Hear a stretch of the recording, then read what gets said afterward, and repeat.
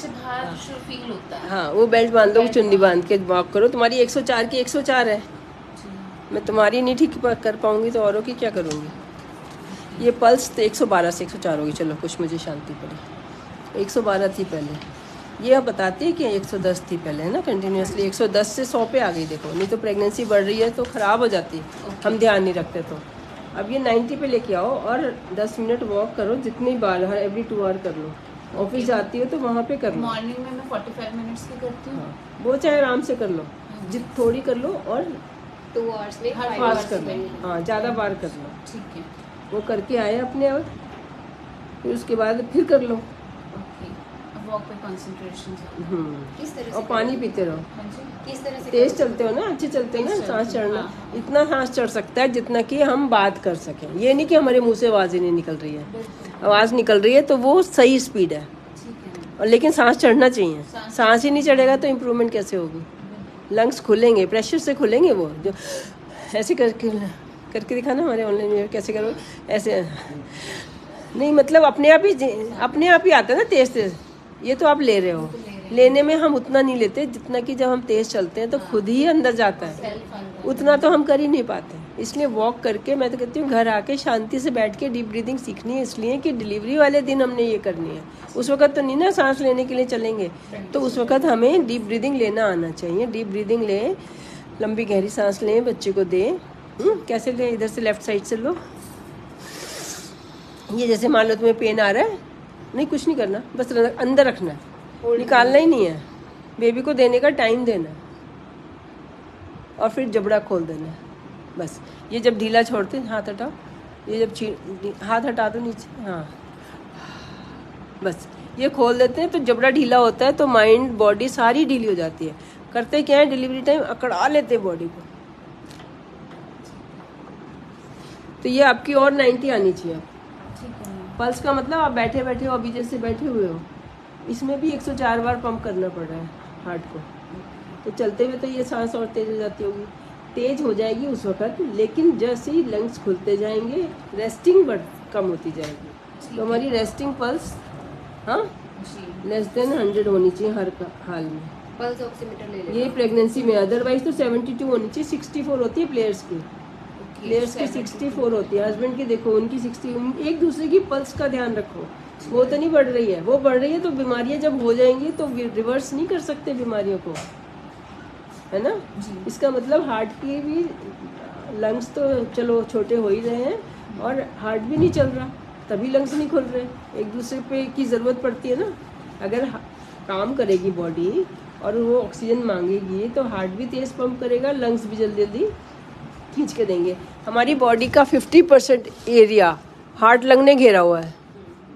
सोचो, heart lung ने 50% area यहाँ से यहाँ तक का घेरा हुआ है, तो इसमें ये काम तो करे। कई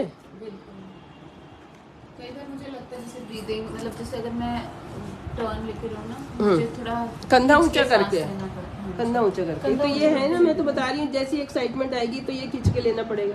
ठीक है। अभी जब पेन होंगे तब भी ऐसे हो जाएगा, सांस ही नहीं आ रहा। डीप ब्रीदिंग उस वक्त करने का फायदा नहीं है जब पहले लंग ही नहीं खुले हुए, तो कैसे डाल लोगे उसमें। ये एक दिन का काम नहीं, 1 महीने का काम है कम से कम। मैं डेली कर रही हूँ। हाँ, लंच में बोल दो मुझे वॉक करनी है। ठीक है, डेली वॉक। प्रेग्नेंट लेडी की तो वैसे ही सब ध्यान रखते हैं। आजकल तो पूरे ऑफिस में एक ही तो होता है ना।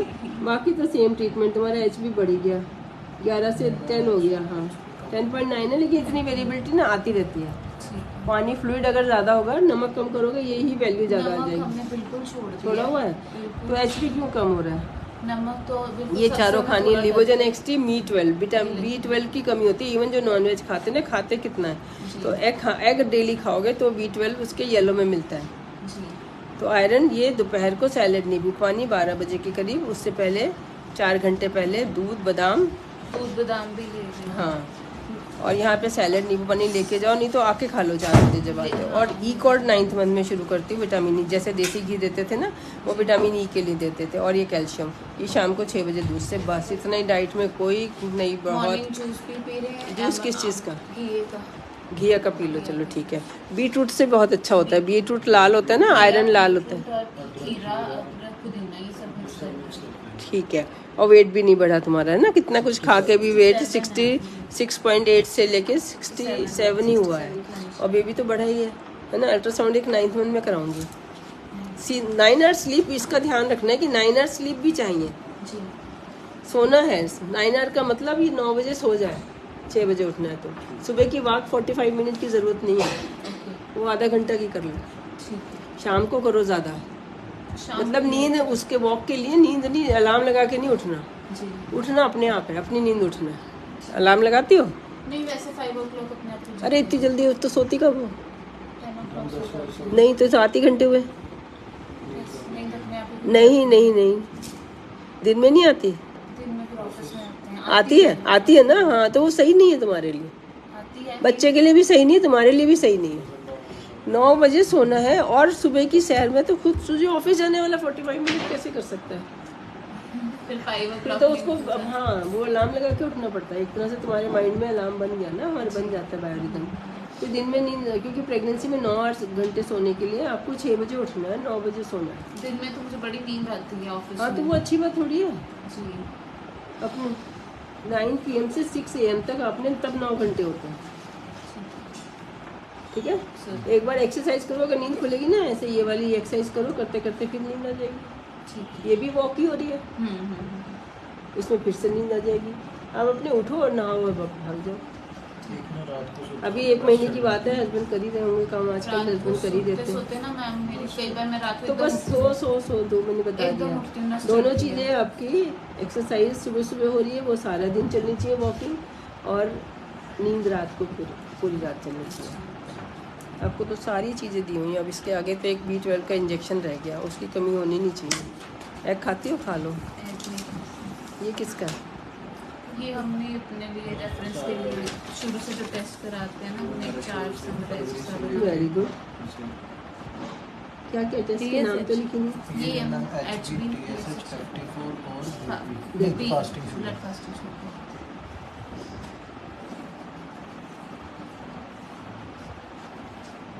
तो HB तुम्हारा पहले 12 था, है? जी। अब 11 रह गई। ये हो जाता है, फ्लूइड बढ़ जाता है, हाँ जी। और बढ़ जाएगा 20 में पहले। अब ध्यान रखना ना, जिस दिन ध्यान रखना शुरू करते हो उसके 20 दिन बाद HB बढ़ता है। जी। अब बीटरूट खाओ, पूरे 1 मंथ से मैं अप्रोक्सीमेटली जूस वाला आपने जो बताया था और follow दूध कर पी रही रही हो? हूँ। और दूध जूस पे दोनों ध्यान, टाइम- हाँ। दूध दोनों टाइम, कर्ड और जूस मॉर्निंग। भी मुझे लगता है शाम को पीना चाहिए आपने कहा था एम्प्टी स्टमक लेना ना, चाहिए। मैंने नहीं कहा, अच्छा। ये बाकी लोग कहते हैं। हाँ, खुद ही सोचते हैं कि मतलब जो प्रेशियस चीज़ है ना वो एम्प्टी स्टमक की एब्जॉर्ब हो जाए, लेकिन जब तुम ऑफिस से आ रहे हो तब भी तो एम्प्टी स्टमक है। जी। 5 बजे मतलब वो टाइम होता है ना कि हमें ठंडी चीज़ अच्छी लगती है। सुबह तो दूध बादाम से ही पेट भर जाएगा, फिर कुछ गरम गरम बना है वो खा लो। जूस तो ठंडा ठंडा शाम को आके सैर करके आके पियो। ठीक है। जैसे ही आते हो जूस पिया और सैर चले गए, उस वक्त लेटने की ज़रूरत नहीं है ऑफिस से आके। यूजुअली लोग ऑफिस से आके थक गए, थक नहीं गए, आप इकट्ठे ही लेटो 9 बजे, काम भी ख़त्म कर लो, वॉक भी, पानी पियो, 5 मिनट बैठ जाओ, लेट गए ना तो फिर उठना बड़ा काम हो जाता है। और जब रात को 9 घंटे सोओगे ना, आप सुबह 6 बजे 7 बजे जब नींद खुले तब उठना है। मतलब खुली 5 बजे, एक्सरसाइज करके फिर सो गए, दूध पी के सो गए, फिर बाद में दूध नहीं पीना, फिर जो कुछ छोटा इडली विडली हल्का खाना खा के चले गए। पेट में ठीक पड़ा है। हाँ, वेट ठीक है, लेकिन हमारी जो स्ट्रेंथ है ना, तुम्हारी बाल झड़ना है या बेबी की स्ट्रेंथ है, जो बॉडी बिल्डिंग है, वो रात को होती है। 9 घंटे स्लीप की पे ये बन गई मेरी क्लास।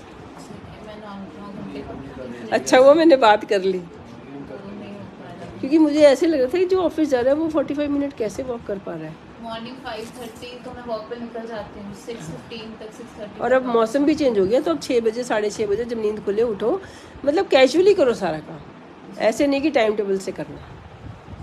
चले गए, जब देखा आ गए, लेट हो गए, ऑफिस लेट हो गया, है ना, सबको पता है प्रेग्नेंट हो सकते हैं लेट, नहीं हो सकते। तो सब कुछ बना के रखो, सुबह सुबह घर का काम सारा निपटा लो, वॉक शाम को कर लो, अपना आराम से गाने लगा के करो। जब नींद खुली अपने, उसके बाद तैयार हो, अपने ऑफिस चले गए, और जल्दी गए तो तभी वॉक, मतलब एंड में टाइम बचा ना कि अभी ऑफिस जाने में टाइम है, तो घर में ही घर में वॉक कर ली अच्छे से, तेज़। बाहर भी निकल जाओ अगर तुम नहीं कर ही रहे हो, लेकिन मुझे लग रहा था कि ये कैसे पॉसिबल है, और वो तुम नींद कॉम्प्रोमाइज़ कर रही हो, जो कि सही नहीं है।